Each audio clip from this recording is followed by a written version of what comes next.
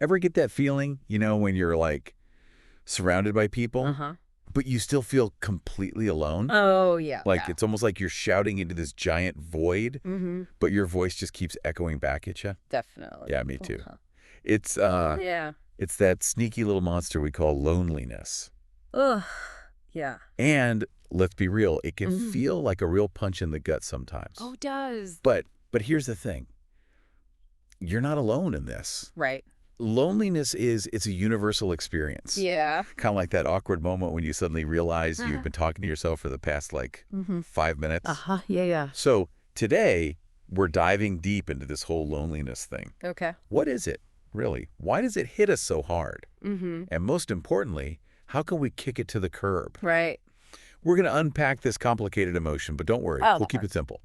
We'll even sprinkle in some humor along the way uh-huh. Sounds good. because, hey, laughter is always good medicine, right? Absolutely. And it's important to remember that loneliness, while it feels awful, Right. is a completely normal human experience. Mm-hmm. It's not a sign of weakness Yeah. or something to be ashamed of. That's a good point. Yeah. It's kind of like how we all get hungry sometimes, Yeah, right? yeah. It's just a natural biological signal.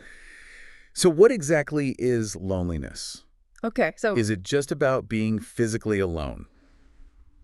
not necessarily. You can be surrounded by people and still feel incredibly lonely. Oh, wow.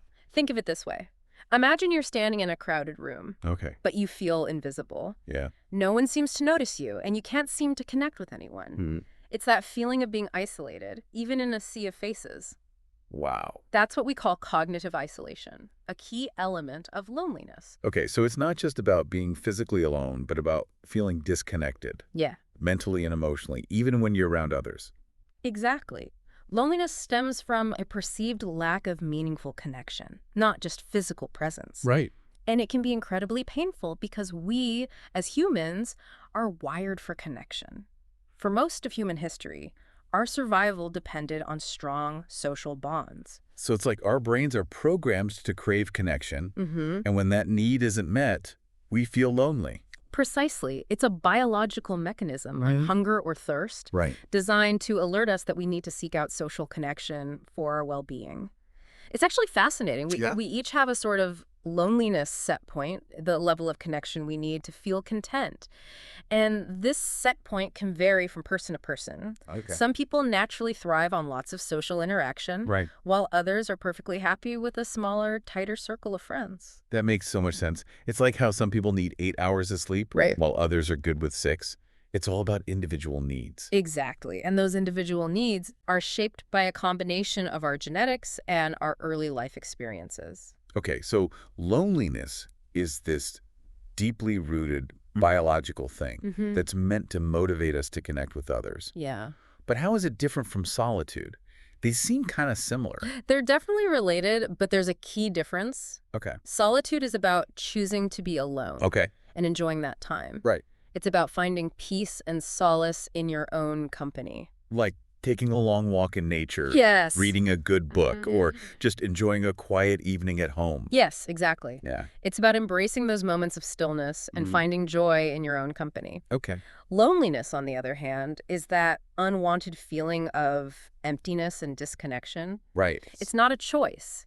It's an unwelcome guest that overstays its welcome. So solitude is like a relaxing vacation, Yeah. while loneliness is like being stranded on a deserted island. That's a great way to put it. Solitude can be restorative and even inspiring, while loneliness can be draining and make us feel isolated and lost. It's kind of comforting to know that even the greatest minds in history Yeah. have wrestled with loneliness. Like, think about those brilliant philosophers who spent their lives pondering the meaning of life. Absolutely. Think about someone like Schopenhauer, known for his rather pessimistic outlook on life. He grappled with the idea that human connection could only ever be fleeting, leading to inevitable disappointment. And yet, he acknowledged the profound need for connection. It just shows you that even incredibly intelligent people who dedicate their lives to understanding the human condition, can feel deeply lonely. So it's not a sign of weakness or lack of intelligence. Nope. It's just part of the human experience. Exactly. And what's fascinating is that some philosophers, like Koch, believed that true freedom of mind could be found in overcoming loneliness. Oh, wow. He saw it as a challenge, a hurdle to overcome on the path to achieving true inner peace. That's a really interesting perspective. It's Yeah. like maybe there's something to be gained from facing those feelings of loneliness head on rather than just trying to ignore them. Precisely. And Yeah. sometimes those moments of solitude, even when they're born out of loneliness, Right. can lead to profound insights and creativity. Wait, are you saying loneliness can actually be a good thing? Hear me out. Think about Henry David Thoreau. He deliberately sought out solitude at Walden Pond. Good. And while he certainly experienced moments of loneliness, Right. he also found immense inspiration and self-discovery in that time alone. So maybe it's not always about avoiding loneliness altogether, Right. but about learning to find value in those moments of quiet reflection. Exactly. It's about reframing those periods of solitude as opportunities for growth and creativity. That's such a powerful shift in perspective. It's like turning that deserted island into a chance to build your own amazing treehouse. But let's be honest, sometimes loneliness just plain sucks.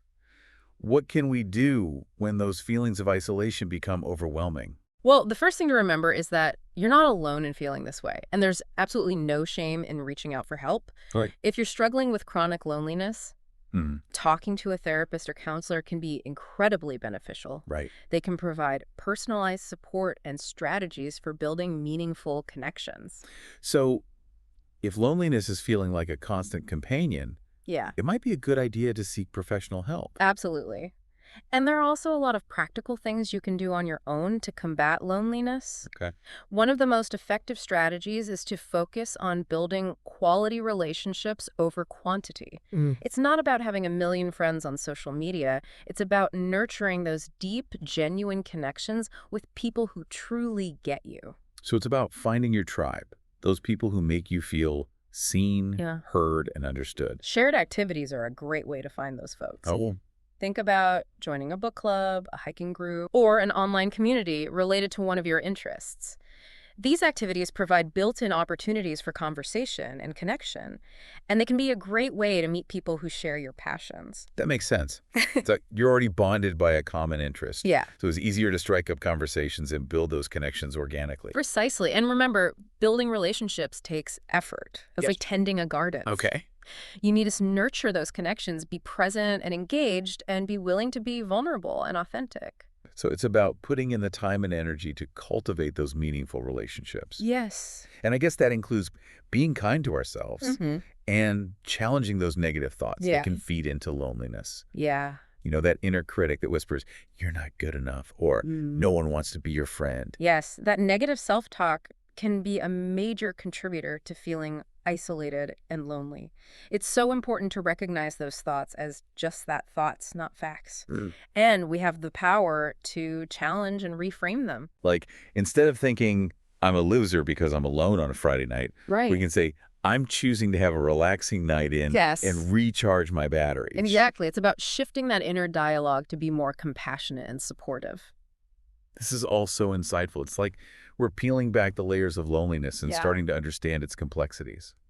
And it's encouraging to know that there are concrete steps we can take to address it. Mm-hmm. But before we wrap up this part of our deep dive, Okay. I'm curious to hear your thoughts on one of the most important elements of combating loneliness: empathy. Empathy is absolutely crucial, both for ourselves and for others. Okay. When we're kind and compassionate to ourselves, Yeah. we're less likely to fall into those negative thought patterns that fuel loneliness. Mm-hmm. And when we extend that compassion to others, we create a ripple effect of connection that makes everyone feel a little less alone. Yeah. It can be as simple as offering a genuine compliment, Right. lending a helping hand, Yeah. or just being there for someone who needs a listening ear. So empathy is like a superpower that helps us connect with ourselves and with the world around us. Precisely. And it's a powerful antidote to loneliness. This has been such an enlightening conversation already. Mm. It's amazing how much there is to learn about this emotion that we all experience at some point in our lives. But before we move on to the next part of our deep dive, I'd love to hear one final thought-provoking piece of advice for someone struggling with loneliness. That's a great question. I think the key to overcoming loneliness isn't just about finding the right people, Okay. but also about becoming the right person. Mhm. Someone who is open to connection, genuine in their interactions, and comfortable in their own skin. So it's about working on ourselves as much as it is about seeking out those external connections. Exactly. Because when you're comfortable with who you are, when you embrace your strengths and your quirks, You radiate a kind of energy that attracts genuine connections. Hmm. You become someone that others want to connect with. It's like you're putting out a welcome mat that says, Right. hey, come on in, be yourself, let's connect. That's a fantastic analogy. And it makes sense, right? When Yeah. you're comfortable in your own skin, Right. you're more likely to attract people who appreciate you for who you are, not who you think you should be. Exactly. And building that self-love and self-acceptance Hmm. takes time and effort. It's a journey, not a destination. But it's so worth it, not just for overcoming loneliness, but for living a more fulfilling life overall. So we're building a solid foundation for connection, Mm. starting with a strong sense of self. Yeah, And from there, we can branch out and nurture those relationships with others. precisely. It's like building a beautiful, sturdy treehouse. Yeah. You need a solid base to support all those amazing connections. It's really encouraging to think that even though loneliness can feel so isolating and overwhelming, Mm-hmm. it doesn't have to be a life sentence. It's like a signal, Yeah. a message from our brains telling us that we need to prioritize connection. Yes. And like any skill, building and maintaining those connections takes effort. Right. But the payoff is immense. Yeah. Feeling loved, supported, and understood is such a vital part of the human experience. It's like learning to ride a bike. Yeah. It might be wobbly at first, but with practice, you find your balance. And suddenly you're cruising down the road, feeling the wind in your hair, enjoying the ride. That's a fantastic analogy. And remember, you don't have to ride alone. There are people out there who want to ride alongside you, cheering you on, and maybe even offering a hand if you stumble. So as we wrap up this deep dive into loneliness, Okay. let's leave our listener with a little challenge. Yeah. Something they can try in the coming days to combat those feelings of isolation. Yeah. What do you suggest? I love that idea. How about this? Reach out to someone you haven't spoken to in a while. Okay. It could be an old friend, a family member, or even a former colleague. It doesn't have to be a big, elaborate thing. Just a simple text, email, or phone call to say hello and see how they're doing. That's a fantastic challenge. Yeah. It's a simple act, Yeah. but it can have a huge impact. Right. You might be surprised at how much that small gesture can brighten both your day and theirs. Exactly.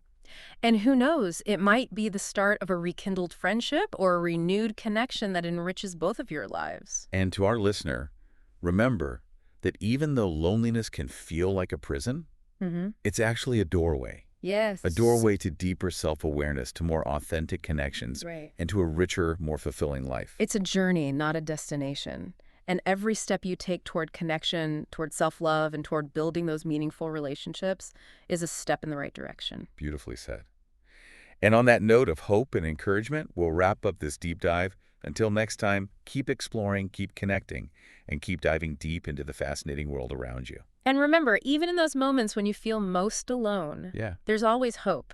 There are people out there who care, who understand, and who want to connect. Right. Sometimes all it takes is reaching out a hand, taking that first step, and opening yourself up to the possibility of connection. That's such a powerful message. It's like, even when we feel lost in the darkness, there's always a flicker of light guiding us towards connection. Yeah. And sometimes that light comes from the most unexpected places. Exactly. A kind word from a stranger, a shared smile. Yeah. A moment of genuine connection with someone you barely know. Right. These small sparks can ignite a flame of hope Mm-hmm. and remind us that we're not alone in this journey. I love that. Yeah. It's a beautiful reminder that even when we feel most disconnected, Mm-hmm. we have the power to create connection, to spread kindness, Yes, and to make the world a little brighter, one small act at a time. absolutely. That's a pretty empowering thought, isn't it? It absolutely is. We all have the potential to be that spark of light for someone else. So to our listener, we hope this deep dive has left you feeling a little less lonely, a little more hopeful, Yeah. and a lot more connected to yourself and the world around you. Definitely.